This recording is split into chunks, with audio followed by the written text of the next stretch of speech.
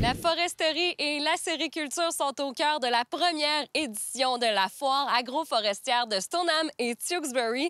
On vient rencontrer l'organisateur Jean-Étienne Poirier, propriétaire de Forêt Vive, ainsi que tous les acteurs impliqués, dont le maire de Stoneham et Tewksbury, Sébastien Couture, qui est président d'honneur.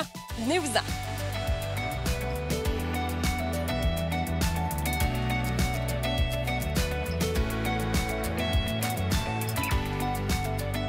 Jean-Étienne Poirier, propriétaire de Forêt Vive, qui produit l'événement aujourd'hui. Après des mois de travail, aujourd'hui, t'en profites, c'est le fun?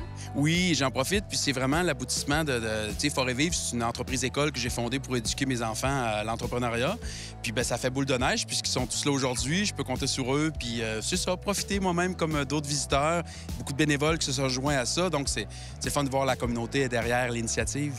L'initiative, parlons-en, c'est quoi le but de l'événement aujourd'hui? Donner la chance aux gens qui sont propriétaires de petits boisés de rencontrer les organismes du milieu, l'Agence des forêts privées, les syndicats, découvrir un peu ce qu'on peut faire avec sa forêt, mais aussi la population en général de la grande région, de réaliser que le paysage, le territoire, la forêt, c'est un personnage important de notre avenir. On parle des changements climatiques. C'est le temps, je pense, de se rappeler que la foresterie peut faire partie des solutions. Une forêt entretenue, une forêt qui est jeune, qui est en croissance parce qu'on enlève les croches, les malades, les pourris. C'est une forêt qui capte plus de carbone. Il y a beaucoup d'éducation à faire. Puis un événement comme ça, ici, aujourd'hui, ça peut répondre à ce besoin-là. Et qu'est-ce qu'on a là présentement? Combien de kiosques? Est-ce qu'il y a des activités qui sont proposées aux gens? C'est une formule première édition, donc il y a 25 exposants, c'est relativement modeste. Moi, je crois beaucoup à la théorie des petits pas. Et puis, donc, on a les plus importants manufacturiers acéricoles de partout au Québec. Là, ça vient de Tête-Formaine, de la Beauce, de partout. On a tous les organismes du milieu aussi. Les producteurs, productrices acéricoles sont présents.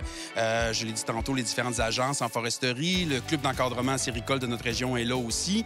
Alors, vraiment, on a tous les gens du milieu, mais on a aussi des bons fournisseurs de services pour passer une belle journée, comme les Aliments Arsenault qui sont là, qui nous offrent de la belle nourriture. Ils font des crêpes au sirop d'érable, des pogos plein de gâteries. On a aussi la brasserie de la Souche qui est là, la barbe à papa à l'érable, les livreurs d'agréments qui vont être là aussi pour jouer de la musique. Alors, c'est, oui, une occasion d'informer, d'éduquer au sujet de la forêt, mais aussi de la fêter, de la célébrer, puis de passer un beau temps pendant que c'est encore les derniers relents de l'été.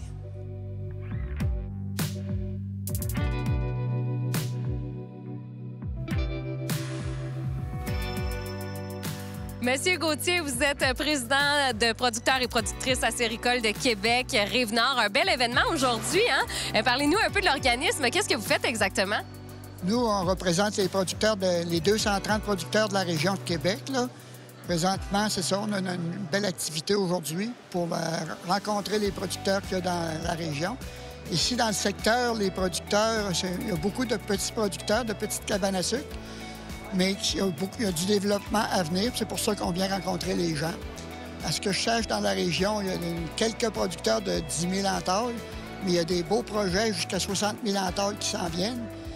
Puis on aide au développement de la sériculture de la région.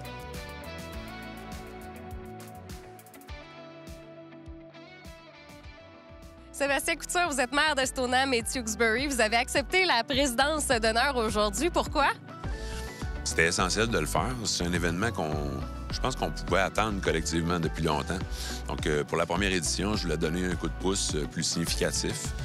Lancer la foire agroforestière de Stoneham et Tewksbury pour la première année, c'était pour moi tout naturel, quoi. Puis justement, planification stratégique, ça veut dire aussi consultation des citoyens. Qu'est-ce que vous avez entendu jusqu'à maintenant? Qu'est-ce que les gens veulent faire avec la forêt qu'on a autour de nous? Bien, ce que j'entends surtout, en fait, c'est ça fait longtemps qu'on aurait dû avoir ce genre d'événement-là. Fait que je pense que ce que j'entends davantage, merci de nous donner l'occasion de venir voir des choses qui se passent sur notre territoire, puisque de ce qu'on fait au jour le jour, puis de ce qu'on voudrait voir davantage développer en matière de croissance économique, par exemple, sur notre territoire. On parle encore cette semaine de l'acquisition, par exemple, des milieux naturels sur nos territoires pour nous aider à faire autre chose, par exemple, que du développement immobilier. Bien là, maintenant, en plus, on aurait une activité, on a de la croissance économique qui peut se faire là-dedans. Il n'y a pas juste de la conservation qu'on pourrait faire avec ces milieux-là. Eh bien, l'animer, le respecter et en sortir un développement économique. Quand on s'est parlé, vous veniez juste d'être élu et vous parliez d'un projet qui vous faisait rêver, peut-être une érablière collective. Est-ce que c'est encore dans les cartons? Tu sais, ça peut pas ne pas être dans les cartons éventuellement. Est-ce qu'il y a un projet précis? Non, assurément pas. Mais quand on regarde le potentiel acéricole sur notre territoire, c'est beau d'y rêver. L'ADN de notre territoire aussi, le développement économique autour du récréotouristique, autour de l'animation, de ce que c'est que le territoire comme acteur, bien, pourquoi on ferait pas ça? Là? Je veux dire, on a tout ce qu'il faut ici pour accueillir ce genre d'activité-là. Un lieu collectif où la population puis l'ensemble de la grande région pourrait venir se sucrer le bec. Je pense que ça fait tout son sens. Et puis là, si on a des idées, qu'est-ce qu'on fait? Comment on fait pour vous les communiquer? En fait, on est rejoignable à l'année, ça, c'est sûr. Les idées bien, dans le cadre de la planification, ça va être on va en arriver ultimement avec un grand plan général. Mais déjà, il y a eu un sondage. Les gens ont participé en masse. Et il y aura des consultations publiques, là, à la fois que nos citoyens corporatifs et nos organismes là, qui s'en viennent pour définir ce grand plan-là aussi. Donc, je dirais à tous les jours, mais dans ces grands exercices-là qu'on va mettre de l'avant, bien, ça sera le temps de venir parler de ce qu'on désire pour notre territoire.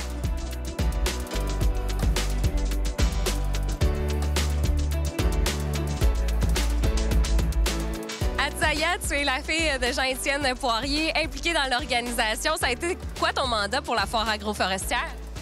Bien, dans le fond, moi, j'étais celle-là qui était en charge de faire comme l'imagerie un peu. J'ai désigné les T-shirts qu'on vend aux kiosques juste ici à la foire, les T-shirts officiels de la foire agroforestière. Et aussi, il y avait le spectacle qui avait lieu à la Grange juste à côté avant-hier, donc le 15 septembre. Ça mettait en valeur les jeunes de la région, donc c'est ça qu'on veut faire surtout. Je suis vraiment contente.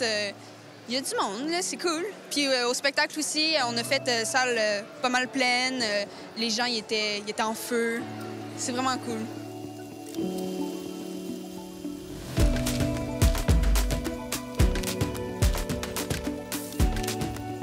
La forêt, je pense, c'est un acteur qui arrive avec des solutions. Puis on est en 2022, on peut l'aborder, cette forêt-là, en tout respect, puis peut-être même avoir des activités qui favorisent sa conservation. Parce qu'une forêt dont on ne s'occupe pas, bien, les promoteurs ont les yeux dessus. Qu'est-ce qu'on fait? On la rase, puis on fait des maisons. Puis on est ici pour parler d'acériculture. Je veux rappeler que c'est peut-être le sucre le plus écologique au monde. Quand on fait du sucre avec de la betterave, avec du maïs, avec de la canne à sucre, de la gave, on rase la forêt, on fait de la monoculture, on épuise les sols. Nous, ici, on est condamnés à préserver les forêts si on veut faire du bon sirop d'érable. Puis des forêts d'érable, il y en a partout dans la région.